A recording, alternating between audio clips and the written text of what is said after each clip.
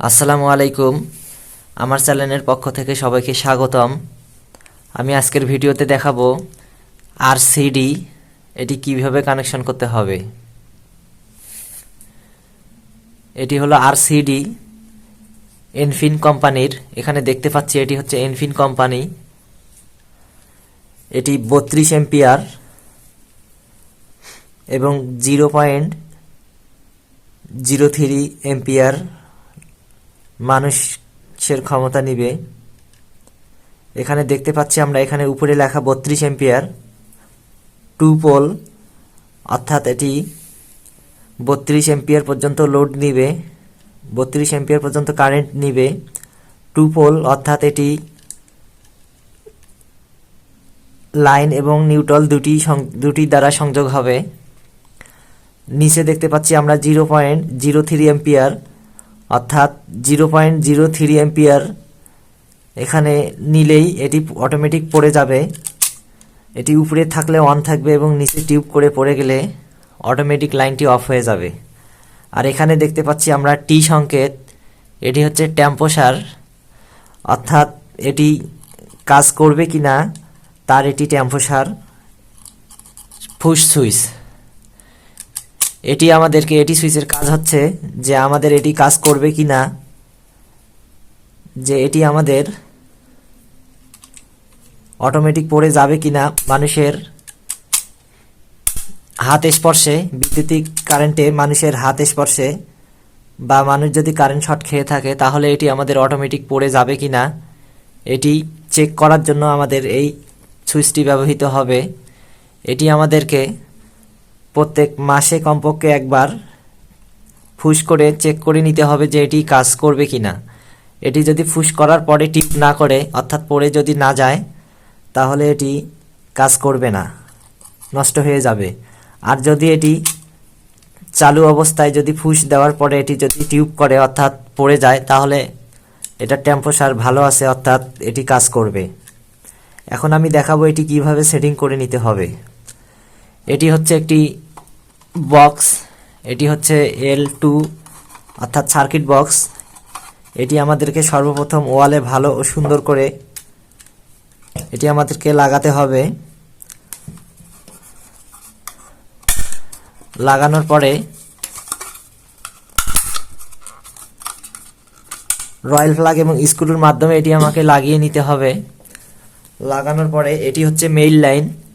Main লাইনটি আমাদেরকে সর্বপ্রথম নিচ দিক দিয়ে বের করে নিয়ে এখানে দেখতে পাচ্ছি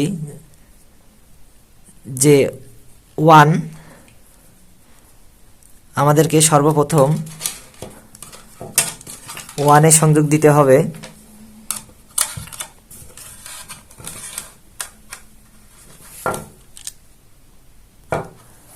আমাদেরকে 1-এ মেইন লাইনটি অর্থাৎ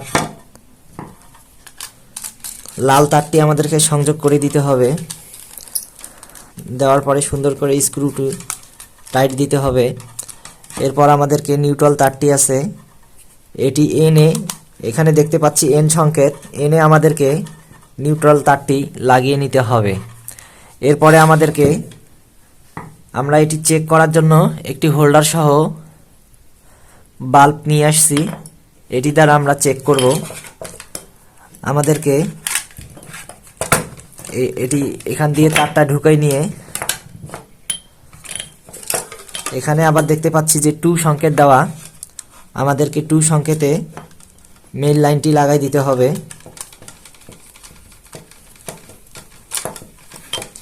এরপরে এখানে এন দেওয়া আছে, এন সংকেত, আমাদের আবার নিচের দিকে এন সংকেতে আবার নিউট্রাল তারটি লাগিয়ে নিতে হবে। আমাদের লাগানো হয়ে গেছে। এখন আমাদেরকে এটা সুন্দর করে ক্লিপের মাধ্যমে এটি আটকাই দিতে হবে, যাতে যেন এটি নড়ে না যায়। আটকানো হয়ে গেছে। এখন আমাদেরকে এই কভারটি উপরে সুন্দর করে লাগিয়ে নিতে হবে। লাগানোর পর আমরা এটা যদি অন করতে চাই, তাহলে উপরের দিকে, যদি আমরা এটা উপরের দিকে উঠাই দেই, তাহলে আমাদের বাল্বটি জ্বলে উঠছে, অর্থাৎ লাইনটি চালু হয়ে গেছে। এখন এটির টেম্পারেচার ঠিক আছে কিনা এটি চেক করার জন্য আমরা এখানে টি সংকেতে চাপ দেব।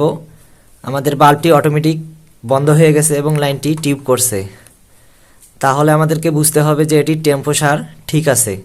এখন যদি আমরা এটি আবার উপরের দিকে অন করে দেই তাহলে আমাদের বাল্ব জ্বলে উঠছে, অর্থাৎ লাইন ঠিক আছে।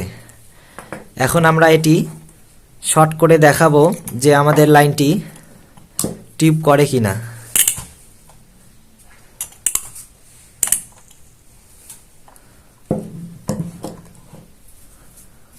করে গেছে, অর্থাৎ আমাদের টিউব করে গেছে, অর্থাৎ লাইনটি আমাদের বন্ধ হয়ে গেছে। আমরা যদি হয়ে গেছে অর্থাৎ এটি ঠিক আছে এবং এটি টিউব করলে লাইন বন্ধ হবে এবং উপরে উঠাই দিলে লাইন চালু হবে। এটি হলো RCD কানেকশন করার সিস্টেম।